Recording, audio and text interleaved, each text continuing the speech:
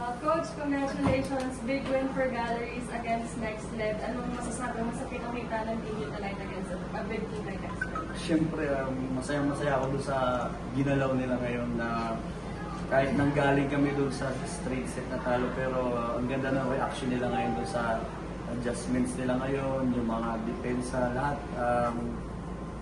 Talagang talagang ginusto nilang manalo itong araw na.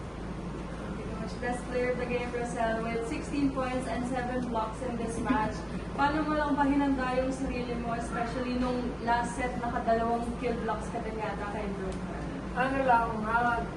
Yung patuloy kasi yung reminders nila coach na kailangan talaga yung blockings, kailangan penetrate talaga kasi mahalagang din siya, contribution din siya sa game namin.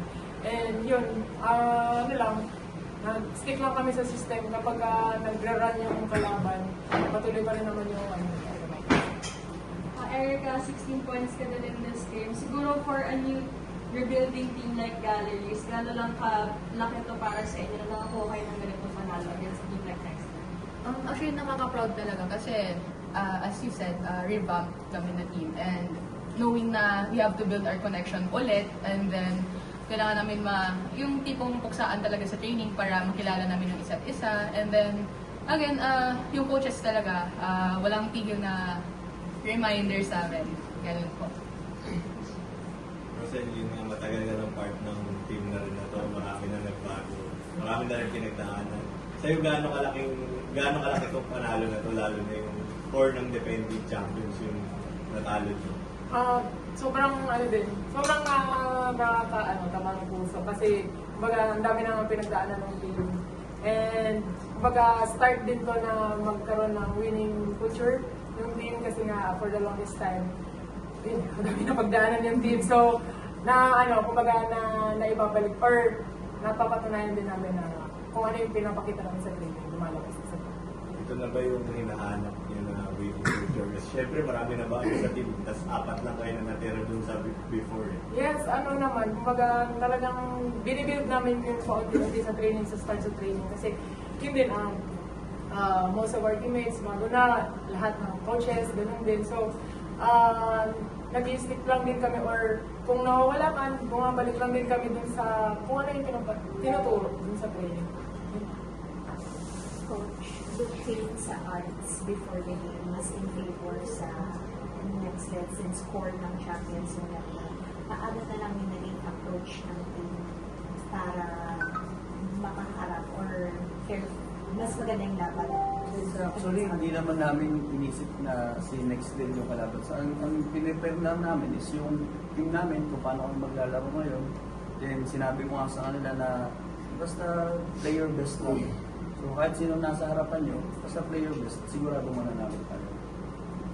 Then, Rosin nga, isa ka sa mga core, tapos yung mga previous na mga finish is always bottom. Then, ngayon, big win since champion caliber yung NXL since na-45 sila. Para sa'yo, paano mo na lang tinitake to? Is it a stepping stone for you or matagal yung team effort siya. So, dun kami nagtitignan namin na kung ano talaga yung kayang ibigay ng team na kapag nagtulong-tulong, nagsabay-sabay na magawa yung ganyan. Tapos, lumalabas talaga na kaya naman talaga. Tawag dito, ika nga, bilog ang bola. Ganon. So, laban na. Erika, ang daming rookies nagsha-show out nitong sa past few conferences, ikaw, itong All Filipino. Do you think parang naging blessing na rin na nakaabot ka dito sa Galleries to show your talent na rin dito sa PBA? For me, nakakataba din ng puso kasi syempre, for me, parang galing talaga from a non-NCAA and non-UAP na yung road na dinaanan ko, parang ganun-ganun. Anyways, again, thank you.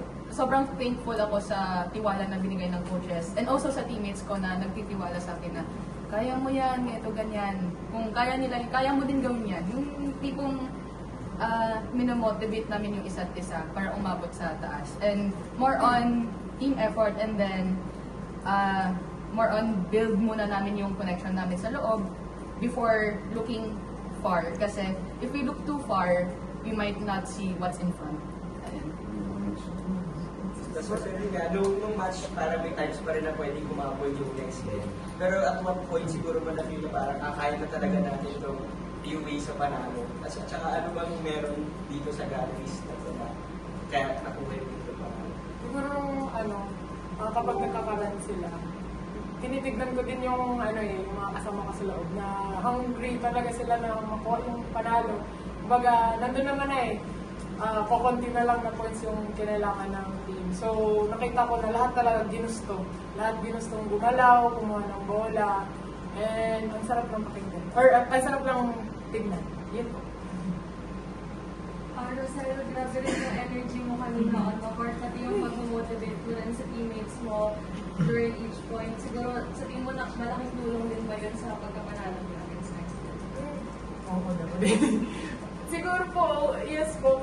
Kumbaga kasi, paano ba? Malaking help din siya na lalo kapag yun nga, nagkakaroon yung kalaban and knowing na talagang hard hitters talaga yung nasa kabila or yung kalaban namin. Okay, kinailangan talaga ng extra energy pa. Nagka-cramps na nga. Sinasabi ko sa kanila na kung anong may tutulong nyo sa team para maging maayos yung team, gawin nyo na para maging maayos yung namin. Coach, speaking of your next game, you will be against Choco Mucho. Medyo may rest before that match. So, paano na makakatulong tong din sa kanila? Siyempre, meron high moral at high spirit yung mga team namin ngayon. Pero, siyempre, hindi pa rin ganun basta-basta magpapabaya din, porkit na nanalo. Siguro, balik lang ulit kami sa ginagawa namin, balik lang ulit kami kung ano man yung pinaghahandaan namin. Tapos, maglalaro lang ulit kami ng maayos. Kung lakasin ko natin. Thank you, Coach. Yay! Thank you, Thank you po!